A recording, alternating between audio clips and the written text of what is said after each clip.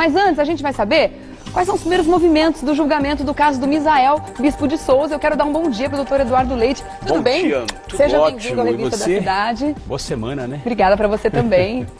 São imagens ao vivo do julgamento? É o primeiro julgamento a ser televisionado, transmitido em tempo real. Isso é muito interessante, né? Isso acontece muito nos Estados Unidos, você sabe disso. E o Misael fez questão, pediu para o advogado requerer a juíza e foi deferido e, portanto, vamos ter aí transmissão através de rádio, televisão.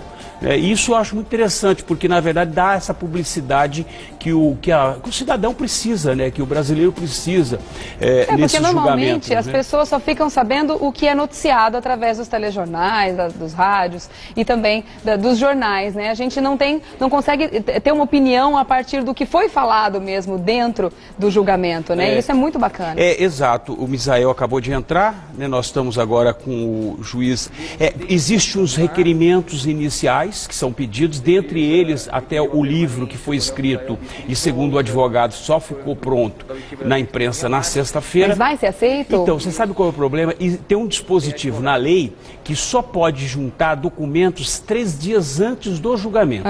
Então, isso, na verdade, deveria ter sido feito na quarta-feira passada. Para dar tempo de ser analisado. Para o Ministério Público analisar e verificar o conteúdo do documento. 3 dias úteis. 3 dias antes, 3 dias úteis, porque na quarta, quinta e sexta. Tá. Então, na verdade, hoje, Sábado e domingo aí sim o Ministério Público se manifestaria em relação ao documento e daria vista para os jurados, né, para o Conselho de Sentença. Uma coisa que é interessante aqui nesse julgamento e que obviamente vai preservar é a imagem dos jurados. Né, isso vai ser preservado. Porque na verdade, o jurado tem o direito de não aparecer na televisão. Né, e eu acho que é uma questão até de prudência, até para não ficar registrado. Então eu acho importante que o tribunal tenha essa abertura, porque na verdade isso é importante. Todo julgamento está contemplado na Constituição que ele deverá ser público, ou seja, as portas deverão estar abertas e, sobretudo, os canais de televisão. Né? Não adianta só o jornalista estar dentro, acompanhando o julgamento e em tempo passar a informação. O importante é presenciar o que está acontecendo. Né? Esse aqui é o promotor de acusação, né? Ele é o promotor. Nós temos o juiz, né, que nessa imagem. E quantos dias deve durar esse juiz. julgamento? Existe uma previsão? Então, tudo vai depender do julgamento, depende das testemunhas. As testemunhas vão ser ouvidas durante o julgamento. E tem testemunha que ela é mais explorada, tem testemunha que às vezes leva 6, 7, 8 horas para poder ser inquirida. Né? Então vai depender muito do tempo, da exploração que a acusação e a defesa fazem com relação às testemunhas. Porque o prazo do promotor e da defesa, esses já estão contemplados, já estão determinados pela lei, né? Que é 1h30 no primeiro tempo, depois réplica e tréplica, nós temos mais 1 hora para cada um. Então esse já está determinado. Agora, o que realmente leva às vezes um pouco mais tempo o julgamento é com relação à oitiva das testemunhas e o interrogatório do réu também. Tá certo. Bom, daqui a pouquinho o doutor Eduardo volta então para continuar contando para a gente, em tempo real inclusive, né, graças a essa tecnologia, o que está acontecendo nesse primeiro dia de julgamento do ex-policial militar e advogado Misael Bispo de Souza. Contamos com você até daqui a pouco. Obrigado, doutor Eduardo. Até já. Vamos atualizar as informações sobre o julgamento do Misael Bispo de Souza. O doutor Eduardo Leite já está aqui a postos e sabendo das novidades, né? Porque o julgamento está sendo transmitido ao vivo. Para você que ligou a televisão agora, isso é uma novidade. Estamos tendo a oportunidade de ver como funciona um julgamento desse tipo, né? Olá, doutor Eduardo. Olá. O que aconteceu nessa última meia hora? Então, depois dos requerimentos feitos e a decisão do juiz, a escolha dos jurados, nós tivemos 5 mulheres e 2 homens sorteados. A defesa recusou as três juradas que eventualmente pudessem fazer parte do Conselho de Sentença. E a primeira testemunha a ser ouvida é o Márcio Nakashima, irmão da vítima, da Mércia, né, que está falando a respeito do relacionamento que eles tiveram, do rompimento, inclusive. Contou, inclusive, que o relacionamento durou foram 4 anos e que a convivência do Misael era permanente principalmente com o Márcio. Né? Ele disse uma vez numa entrevista que eles eram muito amigos, né? Ele e o Misael. Exatamente. Só que aconteceu algum um problema, inclusive envolvendo uma arma que ele tinha deixado em cima de uma mesa, o filho dele foi lá para brincar com a arma, e ele não gostou, e eles brigaram e nunca mais falaram, né? Esse foi o ponto, inclusive foi numa das viagens que eles fizeram, porque o Misael, como também descia ali pro litoral, e numa dessas viagens houve um rompimento, né? Ou seja, o Márcio não quis mais saber em função desse desentendimento que na verdade envolvia o filho dele, entendeu? Que era uma criança, ele tentou argumentar e é isso que ele está falando exatamente agora no tribunal. Tem uma outra coisa que ele comentou durante uma entrevista, o irmão da Mércia, é que pode complicar inclusive a situação do Misael, é que de fato a irmã dele gostava muito dele. Mas decidiu romper o relacionamento justamente por conta do temperamento dele, né? Por ser agressivo. É extremamente ciumento, né? Os ciúmes é algo realmente pode chegar destrutivo, pode ele é não só com relação à questão da destruição do relacionamento, mas até a própria pessoa. Ela se autodestrói em função, né? Ela fica cega, ela não consegue enxergar absolutamente mais nada. E essa obsessão leva as pessoas muitas vezes a fazer coisas, né, que ele mesmo acha que não fez. É o bloqueio, né? É verdade. Agora com relação... Agora é óbvio, né, sem querer interromper, mas já interrompendo, óbvio, aqui não estamos fazendo juízo de valores. Claro que não. Mesmo porque ele nega a autoria, né, diz que a polícia efetivamente não fez a investigação correta, que o Ministério Público também não fez as linhas de investigação que poderia levar ao homicida, né, ou seja, a pessoa que praticou esse crime, mas a tese principal do Misael realmente é negativa, né? Tá. Bom, o advogado de defesa diz que as provas não são suficientes para condenar. O que você pensa sobre isso? Ele até usou um termo que eu achei interessante. Ele disse que as provas são até pueris, né? O que você pensa sobre isso? O problema de prova é extremamente complicado, porque você não consegue fazer uma prova, de forma completa. Você trabalha com fragmentos de provas, né? Então você tem fragmentos de provas testemunhais, você tem fragmentos de provas periciais. Muitas vezes a perícia ela demonstra uma coisa, mas de uma forma fragmentada e não o fato de ter lá, por exemplo, uma alga no sapato do Misael, né? Isso faz uma constatação que foi encontrado um fragmento de um produto, mas não necessariamente que ele esteve no local, entendeu? Então são fragmentos. O que a acusação e a defesa faz, eles trabalham exatamente com esses fragmentos, né? E tenta construir, ou pelo menos proporciona a construção de uma prova completa. Esse é o objetivo do Ministério Público, que tem o dever de provar efetivamente que ele praticou o crime. Esse aqui é o ônus da prova, cabe ao Ministério Público. De fato isso. A defesa simplesmente ela pode apresentar, ela pode refutar aquela versão do Ministério Público ou eventualmente pode apresentar um álibi, né? Neste caso, a defesa ela vai trabalhar de forma mista, ou seja, ela vai refutar a posição do Ministério Público e ao mesmo tempo já disse, né, com relação ao álibi que no momento do crime ele estaria num outro local, né? Então eu acho que é uma prova, é um trabalho bastante difícil, não é fácil, né, tanto para a acusação quanto para a defesa, mas tudo vai depender também do que as testemunhas, né, o subsídio das testemunhas. Porque o conselho de sentença, quando ele se forma, toda a prova produzida ali no julgamento, durante o julgamento, é destinada ao conselho de sentença. Então ele que tem que se convencer de toda aquela apresentação da prova. E as contradições, né, contradições de testemunhas. Né, nós temos uma testemunha aqui que já deu 4 versões diferentes. Que é justamente o segurança. Que é o segurança. Que teria sido cúmplice. Que é, inclusive, que vai ser julgado em junho, me parece que é em junho o julgamento dele, que está preso, inclusive. Né? Então, mas essa não é ele não funciona como testemunha, ele funciona como réu neste processo. Tá? E como réu ele não pode testemunhar. Não há testemunha de réu, de corréus, né? Na verdade. E na última, ele já deu 4 versões diferentes do mesmo caso, né? Nessa última ele disse exatamente o quê?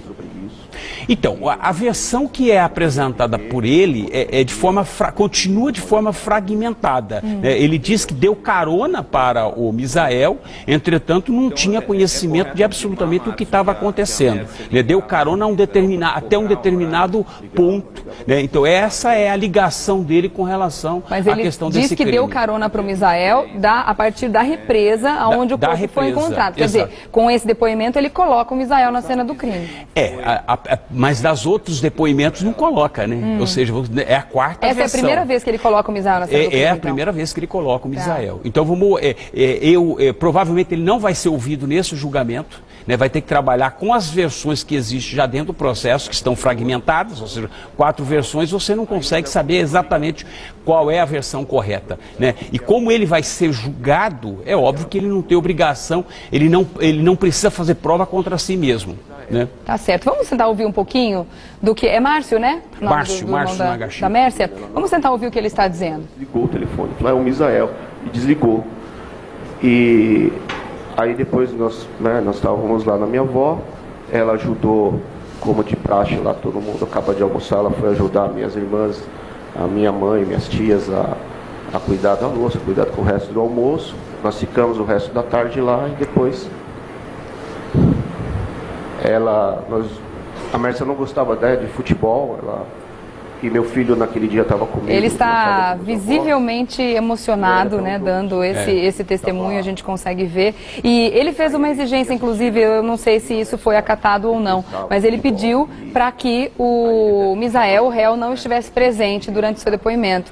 Isso foi acatado? Ele não está nesse momento lá? Foi acatado, em que pese o Misael, que é algo completamente, às vezes, não é nem aconselhável, a autodefesa. O Misael é advogado, e por essa razão ele pode fazer a autodefesa. Se ele quiser, né? E de fato ele vai fazer a autodefesa. Entretanto, o juiz indeferiu a permanência dele no julgamento, porque na verdade ele é assistido por outros 3 outros advogados. Então os advogados suprem a necessidade dele permanecer no julgamento. E isso está contemplado na lei. A testemunha tem o direito, né, de não querer a presença do réu em plenário. E o juiz, geralmente, 99% das vezes, acata. Por quê? Porque, na verdade, pode ocorrer um constrangimento, né, por parte do réu com relação à testemunha. E o Márcio, ele tem uma ligação direta com a vítima, sobretudo, né, que é irmão da vítima. E eles eram muito próximos, né? E eram muito próximos. Então, por essa razão, o juiz prontamente acatou. Com relação às testemunhas ainda, dessa vez a gente tem uma característica nesse julgamento em que traz testemunhas extremamente técnicas, né? São técnicos e peritos que vão testemunhar ali justamente tentando comprovar as provas do crime. Isso pode ser um ponto positivo para a acusação? Olha, geralmente quando você tem técnicos testemunhando num tribunal do júri, favorece muito, eu digo até o entendimento dos jurados. Por quê? Porque na verdade o perito ele vai falar sobre o que ele encontrou, né, que é o laudo de constatação e muitas vezes de resultado, mas ele não entra na questão da autoria do crime, se foi, se não foi ele simplesmente, o perito dá subsídios para o processo, ou seja, o que ele constatou naquela perícia que ele fez. E aí o resto fica a cargo da interpretação do jurado. Fica a cargo da consciência dos jurados, da interpretação dos jurados e, sobretudo, do trabalho entre a acusação e a defesa com aqueles fragmentos de provas periciais que vão ser apresentadas durante o julgamento. Tá certo. Bom, o doutor Eduardo Leite vai continuar acompanhando o julgamento para voltar logo mais e nos atualizar sobre o que está acontecendo nesse primeiro dia de julgamento do ex-policial e advogado, né? Vamos continuar. Vamos lá, continuar. Misael Bispo de Souza. Daqui a pouquinho a gente se fala mais. Obrigado, doutor Eduardo. Até já. E eu estou de volta com o doutor Eduardo Leite, que, como a gente já comentou, neste momento o irmão de Mércia Nakashima está dando seu testemunho no Fórum de Guarulhos a respeito do julgamento do assassinato da sua irmã. Bom, se outra testemunha será ouvida hoje, tudo isso vai depender do tempo em que o Márcio, né, que é o irmão da Mércia, vai dar de depoimento?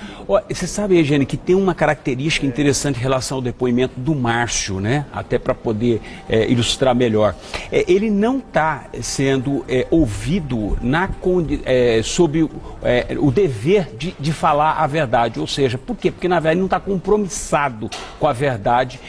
Normalmente isso é um questionamento, ou seja, é uma posição que o juiz coloca logo no início, se a pessoa ela está ou não sendo ouvida, compromissada em dizer a verdade. Por que isso? Porque ele é irmão da vítima e por essa razão ele pode muito bem, obviamente, dar uma versão distorcida daquela que efetivamente aconteceu. Por conta da confusão emocional que ele exatamente, sente, né? da confusão emocional. Então, ele está sendo ouvido não compromissado em dizer a verdade. Tá? Isso é, geralmente, quem está diretamente ligado e tem um vínculo familiar, geralmente o juiz já faz essa advertência logo no início. Ele vai dar, ele é informante do julgamento, informante do juiz, mas não necessariamente dessa relação. Agora, vai depender muito do tempo que esse julgamento, que esse depoimento transcorreu, ou seja, hoje pode se resumir tão somente no depoimento do macho, não mais do que ele, tá? Em função do tempo. Não sei como é que vai ser a exploração da acusação e da defesa com relação a essa testemunha. Certo. Bom, a gente vai continuar acompanhando, então, ao longo da semana. Não sabemos exatamente quantos dias esse julgamento vai levar, mas muitas surpresas podem aparecer também, né? Você apostaria numa condenação nesse caso? Olha, como é negativa de autoria, é realmente bastante difícil a gente chegar a dar alguma opinião em relação a esse julgamento, né? Eu acho importante que nós possamos acompanhar o desenrolar das testemunhas, o depoimento das testemunhas, a precisão das testemunhas, isso é importante, a credibilidade que a testemunha passa num julgamento para o conselho de sentença. Aí sim, aí vai a atuação da acusação e da defesa, aí nós podemos. Mas eu acho que só acompanhando a oitiva das testemunhas, eu acho que nós já conseguimos formatar aí qual é o resultado que pode chegar. Nós temos 5 mulheres e 2 homens, né? Ou seja, então é um conselho de sentença. Eu gosto muito de trabalhar com mulher em julgamento, porque ela é mais atenciosa, ela presta mais atenção do que o próprio homem. Nos detalhes? Nos detalhes. Ela se prende muito às entrelinhas, ela é muito sensível a isso. Né? Então eu acho que é um julgamento que vai chegar a um resultado, eu acho que um resultado justo, correto, em função dessa sensibilidade que a mulher tem. Tá. E a gente percebeu também, não só nesse caso, como também no caso do goleiro Bruno, né, no julgamento do goleiro Bruno, que a maioria dos jurados era de mulher também, né? Então, você sabe que é uma característica, hoje os julgamentos eles estão sendo normalmente formados por mulher, até por esse perfil, né? Se bem que o julgamento do Bruno, havia mais juradas convocadas, mulheres, do que homem. Então, às vezes vai depender muito do sorteio, porque são sorteadas, ou seja, na medida que ela é sorteada, a acusação vai se manifestar em relação aceita ou, na verdade, dispensa, e a defesa também. E você vê, nesse julgamento de hoje, a defesa dispensou 3 mulheres. Então, na verdade, antes desse conselho de sentença, 3 outras mulheres também foram sorteadas para fazer parte do conselho de sentença. Tá certo. Bom, a gente vai continuar acompanhando, então, ao longo da semana, aqui no Revista da Cidade, os desdobramentos e as novidades do julgamento que está acontecendo lá no Fórum de Guarulhos. Obrigado, doutor Eduardo Leite. A gente espera você numa próxima oportunidade. Se Deus quiser. Tá bom? Obrigada pelas Boa informações semana. de hoje. Boa semana.